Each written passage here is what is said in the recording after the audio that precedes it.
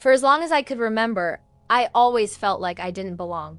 My name is Sarah, and for years I was the invisible one in my family. My parents adored my brother Mark. He was the golden child, the one who excelled in everything he did. Mark had always been the perfect son in their eyes, the one who made them proud, the one who did everything right. And there I was, quietly fading into the background, watching them heap praise on him, day in and day out. While they were busy raising him up, I couldn't help but wonder if I was simply forgotten. My childhood was filled with one unsaid truth. I was overshadowed. I wasn't the perfect child they wanted, and I wasn't the perfect daughter that they could boast about. While Mark was out there impressing everyone he met, I was just Sarah, a name that seemed to get lost in the shuffle of their perfection. It started when I was young. I'd come home with my grades, feeling proud of the hard work I'd put in, only to see my parents' faces light up when Mark came home with his perfect AS, his athletic achievements, and his glowing reputation. He could do no wrong in their eyes. They would tell me how proud they were of him and how he was going places. I was always happy for my brother, but at the same time, a part of me ached with the knowledge that they never saw me the same way. It wasn't just at home either. At school, Mark was always the star student, the one everyone looked up to. He was involved in everything from student government to sports teams, and yet my achievements, though significant in their own right, were brushed aside. I was always the one who came second, always the one who was good enough but not quite enough. At home, the tension between us was often unspoken but ever present. Every time Mark achieved something new, I was expected to celebrate him, and I did. But deep down, I wanted anyone to notice me. But it seemed as though no matter how hard I tried, it was never enough. I watched as my parents' attention always shifted to Mark, as they lavished praise upon him for things I thought should have been celebrated in my own right. I remember one specific evening during my teenage years when we were at a family dinner. The air was filled with conversation, but it was clear that everyone was more interested in talking about Mark's upcoming football season than anything I had to say. I sat there, listening to them go on and on, my fork half lifting to my mouth but my appetite fading. I used to think that if I just tried harder, I would somehow break through the walls of invisibility they'd built around me. But no matter how hard I pushed myself, I was always just the quiet, studious sister in the background, someone who had to keep her achievements to herself, while Mark was celebrated for every step he took. It was hard to accept, but eventually I learned to live with it. Or so I thought. The day everything changed began like any other. I was sitting in my room, going over my notes for an important class, when I overheard my parents talking in the living room. It wasn't unusual for them to have private conversations, but today I felt a gnawing sense of discomfort. My father's voice was unusually loud, cutting through the quiet of the house. "Mark is going places," my father said. "He's got a future ahead of him. You know, Sarah, it's important for us to recognize that. He's everything we've worked for, everything we wanted." My mother's voice was soft, almost dismissive as she agreed. "I think you're right. Mark's got everything going for him. He's going to make us proud." I held my breath, frozen in place, and tried to ignore the hurt that had become all too familiar. But then my father's words hit me like a physical blow. "But Sarah," he continued, "Sarah's not the one. She's not the one to carry our name forward. She doesn't fit in with this world. She's just not cut out for it." I couldn't breathe. My heart raced as his words echoed in my mind. It was the first time I heard it clearly. I wasn't worth their time. I wasn't good enough to be part of the family legacy, or at least that's how they saw it. In that moment, I realized just how little they truly saw me. They didn't see my hard work, my intelligence, or my dreams. To them, I was just the daughter who wasn't as impressive as Mark, the one who didn't fit their ideal of success. I should have expected it, but I didn't. I had hoped for years that maybe they would realize that I had value too. But no, they'd made their choice, and in their eyes, I would always be second place. For the rest of the day, I didn't speak to anyone. I stayed in my room, letting the hurt wash over me. But as the day turned into night, something inside me shifted. I wasn't going to be invisible anymore. I wasn't going to let them keep me in the shadows, pretending I didn't matter. I was tired of being disregarded, tired of being the daughter who was overlooked. I made a decision right then and there. It was time for me to take control. If they didn't see my worth, I was going to show them. I was going to build a life they couldn't ignore, a life that would demand their attention. It wouldn't be easy, but I was done being the second choice. The next few days passed by in a blur. I started planning, silently crafting a future where I would be in charge of my own destiny. I knew it wouldn't be simple. I didn't have the resources Mark had, nor the reputation that came with being the golden child. But I had something else, a burning desire to prove my worth. To prove that I was just as capable, just as strong, and just as deserving of success as anyone else.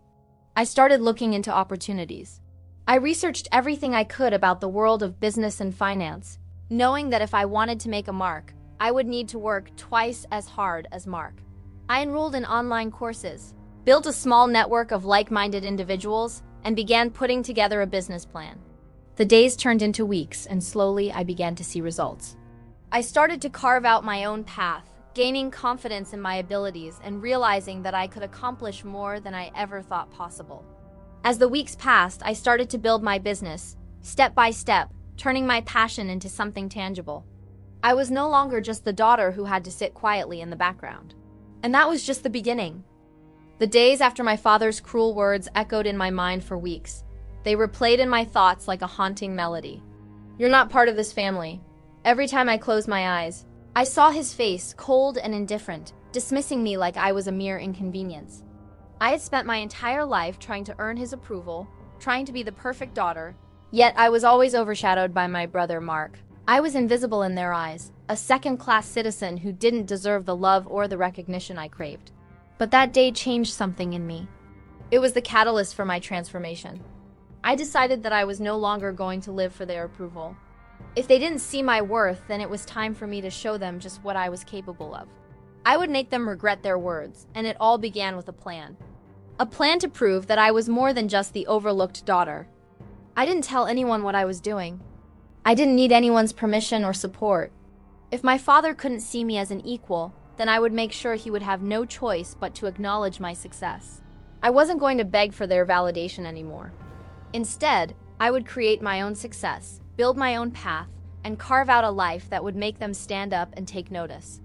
The first step was obvious. I needed to break free from their expectations. For years, my family had conditioned me to believe that I was meant to follow a certain path. A path that involved getting married, having children, and taking care of the household, while my brother carried the family name forward. They expected me to fit into that mold, to become a good little daughter who was content with a quiet life.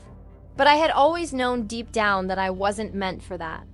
I had bigger dreams, bigger ambitions, and I was determined to chase them, regardless of what they thought.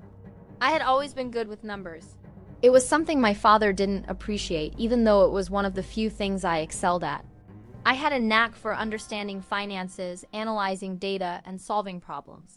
I spent hours poring over spreadsheets and learning about business management on my own. I had no formal training, but I didn't need it. I had an innate understanding of how businesses operated and what they needed to succeed. I started by offering financial consulting services to small businesses in the area. I knew that I could help these businesses grow, streamline their processes, and maximize their profits. It wasn't long before I had my first client, a small local cafe that had been struggling financially.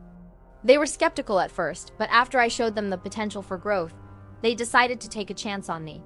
I dove deep into their financials, analyzing every aspect of their business. I made suggestions for cost-cutting measures, adjusted their pricing strategy, and helped them create a marketing plan that would attract more customers.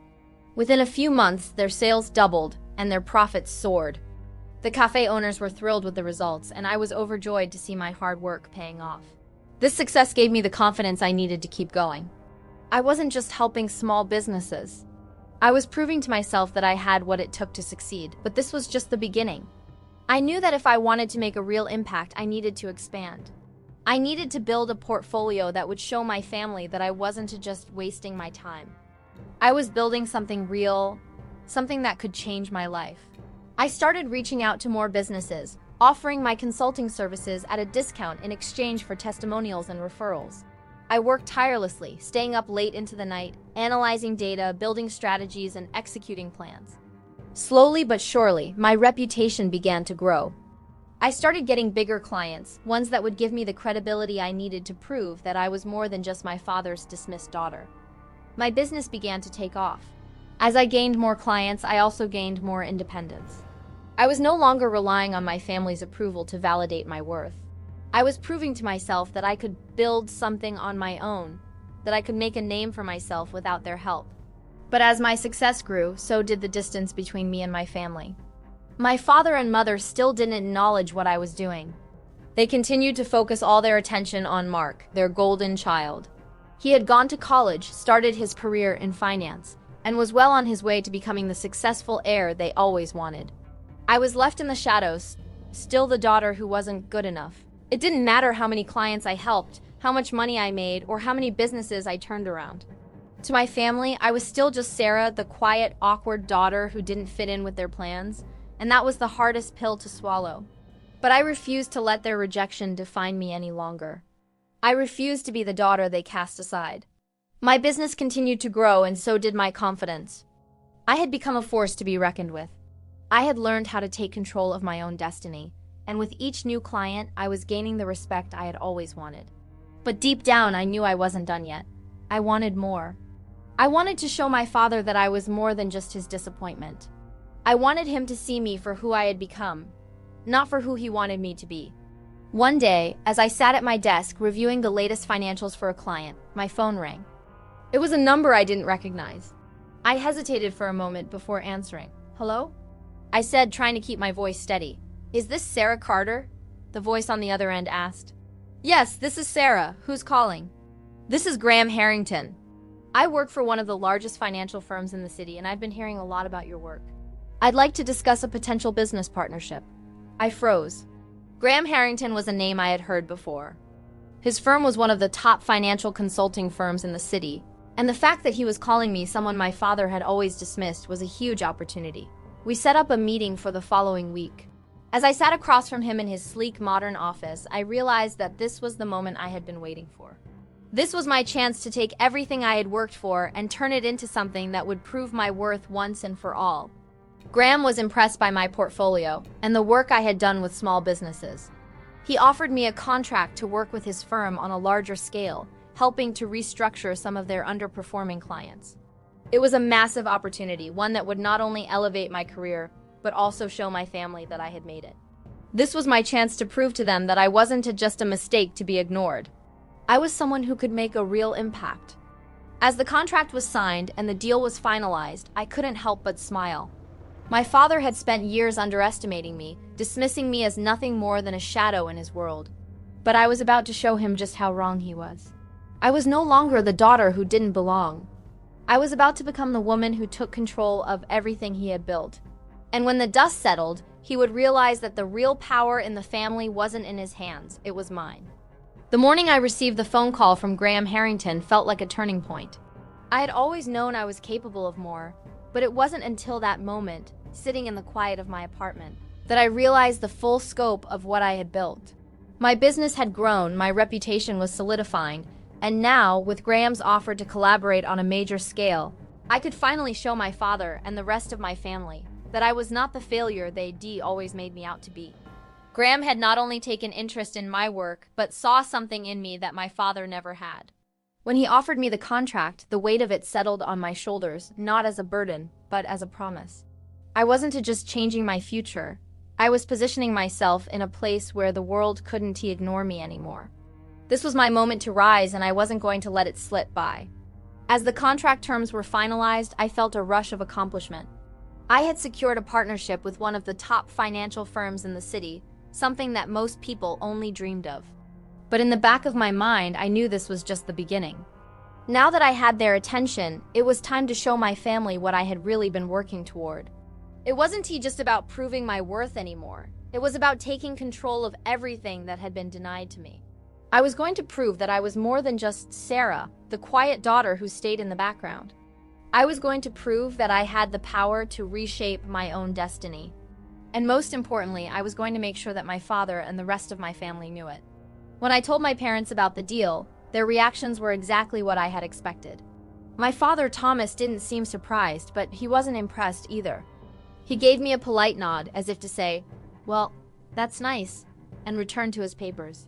My mother, on the other hand, tried to hide the look of disbelief in her eyes. She wanted to say something supportive, But I could tell she was struggling to reconcile the daughter she had once dismissed with the successful businesswoman I was becoming. Mark, my brother, was the most vocal. He couldn't hide his jealousy. "You got this deal because you're working with Graham Harrington, right?" he asked, his voice dripping with sarcasm. "Isn't that a bit above your pay grade?" I held my ground. "Actually, Mark, I got this deal because I've been working hard and proving myself, not because of anyone's name or connections." I was done with him looking down on me. I wasn't the same quiet, obedient daughter anymore. The moment I revealed the extent of the deal, the tension in the room shifted. It was as if the walls had closed in on my father. He looked up from his papers, his eyes narrowing. "Don't get too carried away, Sarah. You're still a long way from what you think you've achieved," he said, his voice cold and dismissive. I didn't respond. I didn't need to. I had spent my entire life trying to prove my worth to him, but now I realized something important. I wasn't going to win his approval, but I didn't need it. My success didn't depend on whether he believed in me. It was mine to own, and I would keep building it, no matter how much he tried to tear me down. As I left their house that day, the weight of the years of rejection lifted off my shoulders. I had been told time and again that I wasn't good enough, that I didn't belong, and that I would never amount to anything. But I had made something of myself, something my family couldn't ignore, no matter how hard they tried. I focused all my energy on the deal with Graham Harrington. Together, we worked on revamping the business strategies of several high-profile clients. I used the skills I had honed over the years, skills that my family had dismissed, to turn struggling companies into success stories. I was meticulous, I was strategic, and I was proving to myself that I was capable of more than they ever thought possible. But even as my career soared, I knew I had to confront my father eventually. The silence in the family was deafening. They didn't talk to me as they once had. The distance between us was palpable. It wasn't just because of my success, it was because I had finally seen through their facade, and they knew it. They were afraid of what I might do next. I decided that the time had come to confront my father. I couldn't keep living in the shadows, pretending that everything was fine while they took me for granted. I needed to make it clear once and for all that I was in control of my life, and I wasn't going to let them dictate my future. One evening, I called my father and asked if we could meet. I could tell he wasn't happy about it, but he agreed. We met at a small cafe on the edge of town, a neutral ground where we could have a conversation without the usual tension of our family home hanging over us. When I sat down across from him, he didn't look at me the way he used to. There was no anger, no dismissive gestures. Instead, there was a flicker of something I hadn't seen before. Fear. For the first time, my father was nervous around me. "You've done well, Sarah," he said slowly, his voice tight. "But don't get carried away. There are still things you don't understand." I looked him straight in the eyes. "What I understand is that you, spent my whole life making me feel like I wasn't good enough. But I'm not the same person you tried to keep down. I've built something of my own, something that you can't ignore." He didn't respond. Instead, he shifted in his seat, uncomfortable. I could see that the walls he had built around himself were beginning to crack. And for the first time, I felt a surge of power. This was my moment. I wasn't just the daughter he had always dismissed. I was the woman who had taken control of her own life. And that was something he would have to accept. But as I sat there across from him, watching his unease grow, I knew that my revenge wasn't just about proving my worth. It was about showing him, and everyone else, that I had what it took to build my own future. And now there was no going back. The day I decided to meet with my father one last time was not one I planned on. I had been so focused on my business growth, on proving myself in the world outside of my family, that I had almost forgotten what I set out to do in the first place, to make my father regret ever making me feel insignificant. I wanted him to see how wrong he was about me. For months I had worked quietly, building my empire, far from the family's constant scrutiny. I was the daughter who didn't fit in with their perfect image. But that wasn't something I resented anymore. What I had come to understand was that they didn't get to define me. I did, and now I had built something that demanded recognition. But despite all my success, I couldn't ignore the bitter feeling that lingered whenever I thought about my father. His words, "You're not part of this family," had stayed with me, gnawing at my sense of self-worth. I had tried to shake them off, but there were still moments when I questioned myself, when I doubted the decisions I had made. This wasn't just about revenge anymore. It was about showing my father and my family that I had become someone they could never ignore. I made the call. "Dad," I said, "we need to talk. I want to meet you tomorrow, just you and me." I could hear the hesitation in his voice when he responded. "What is it, Lavra?" "I don't have time for games." "I'm not playing games," I said, my voice steady. "I'm done pretending. Let's meet at the house tomorrow. Just the two of us." The day we met, I was calm, controlled. I was no longer the angry, resentful daughter that had struggled for years to be seen. I was a woman who had taken her power back. I knew what I had to do. When I arrived at my father's house, it was quieter than usual. There was no warmth in the air, no pretenses. Just him and me sitting across from each other in the same room we had shared for so many years. But this time, I wasn't the daughter who would tolerate his dismissiveness. This time I was in control. He didn't say anything at first. He just sat there, watching me, waiting for me to speak. His usual composure was gone. The man who once thought he could control everything now looked vulnerable. Like he had finally realized that I wasn't to the same person he had belittled for so many years. "I think it's time I finally show you who I've become," I said, my voice firm. "I've spent my life working for your approval, but now I see that nothing I do will ever be enough for you."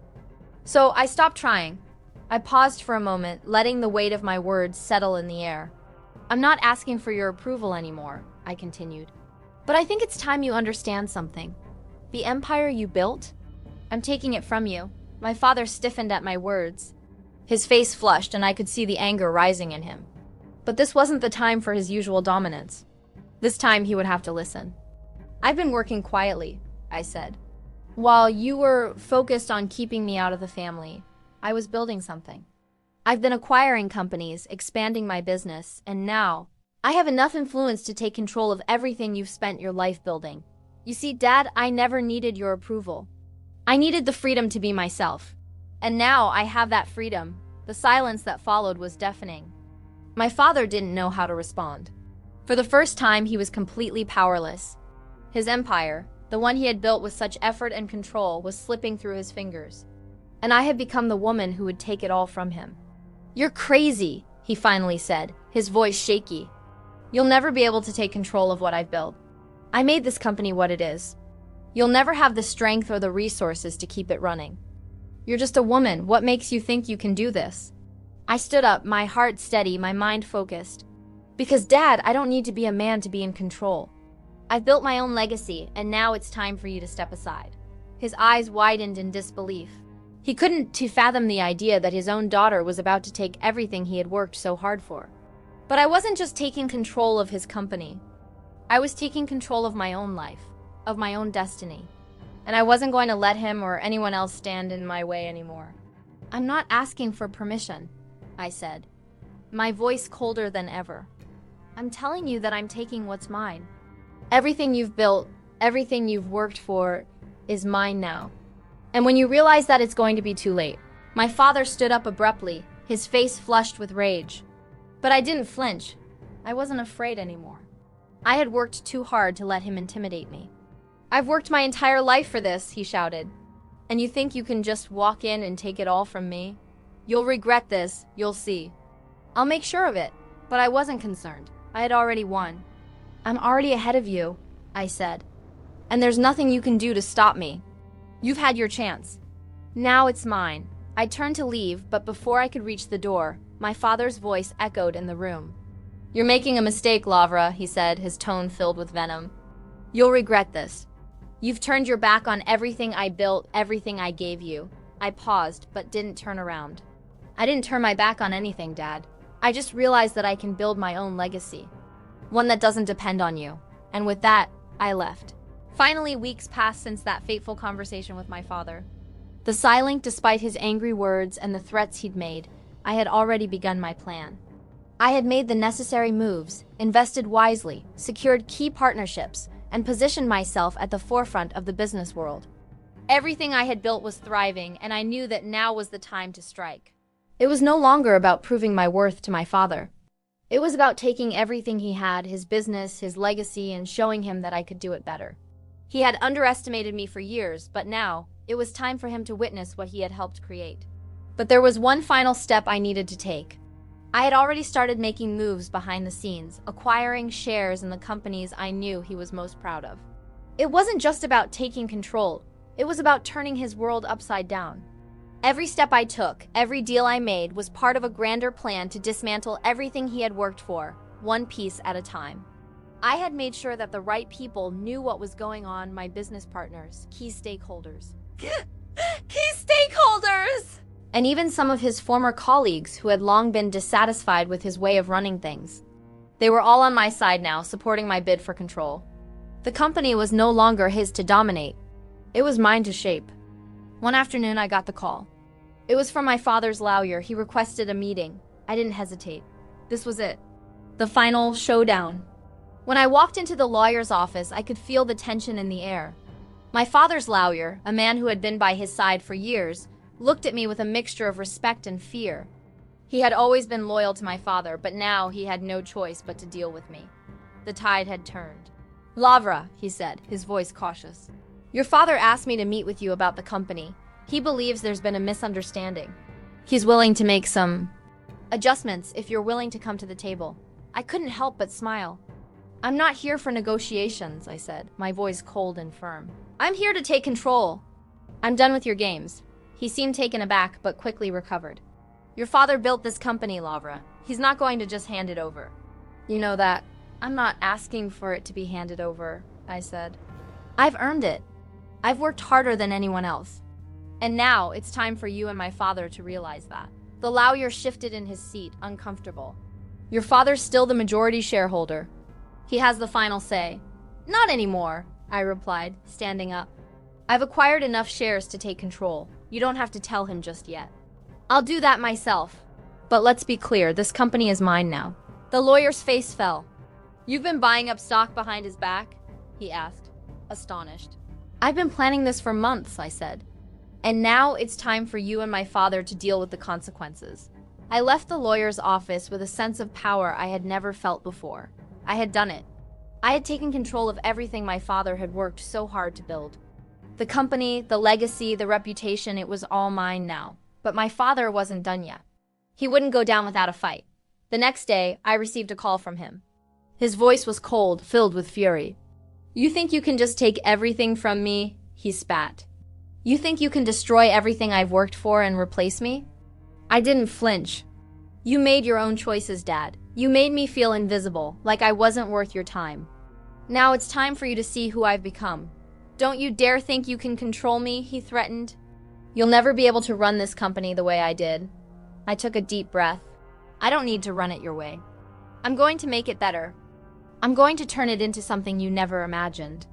And you'll be the one watching from the sidelines." There was a long silence on the other end of the phone before my father spoke again. "You're making a mistake," he said, his voice filled with desperation. "You'll regret this."